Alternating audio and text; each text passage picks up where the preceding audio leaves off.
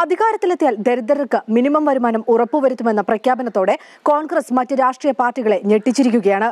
ഇതിലും വലിയ പ്രഖ്യാപനങ്ങൾ വരാനിരിക്കുന്നേ ഉള്ളൂ എന്നാണ് കോൺഗ്രസ് വൃത്തങ്ങളിൽ നിന്ന് ലഭിക്കുന്ന സൂചന.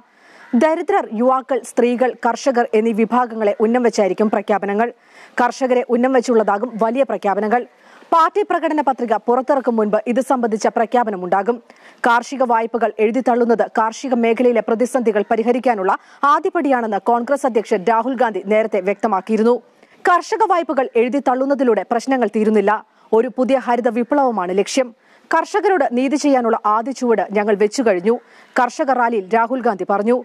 കൃഷിക്കായുള്ള കോൺഗ്രസ് പ്രകടന പത്രിക കമ്മിറ്റി ചെയർമാനും ഹരിയാന മുൻ മുഖ്യമന്ത്രിയുമായ ഭൂപീന്ദർ സിംഗ് ഹൂഡ രാജ്യത്ത് എമ്പാടുമുള്ള കർഷക പ്രമുഖരുമായി ചർച്ചകൾ തുടരുകയാണ്. കിസാൻ കോൺഗ്രസ് തലവൻ നാനാ പട്ടേല രാജ്യത്തെ കർഷകരുടെ ദുസ്ഥിതി ചൂണ്ടിക്കാട്ടി പ്രധാനമന്ത്രിക്ക് കത്തെഴുതി. കർഷകരുടെ ഉന്നമനത്തിന് ഊന്നൽ നൽകുന്ന നിരവധി പദ്ധതികൾ രാഹുൽ ഗാന്ധിയുടെ നേതൃത്വത്തിൽ ഒരുങ്ങുകയാണ്.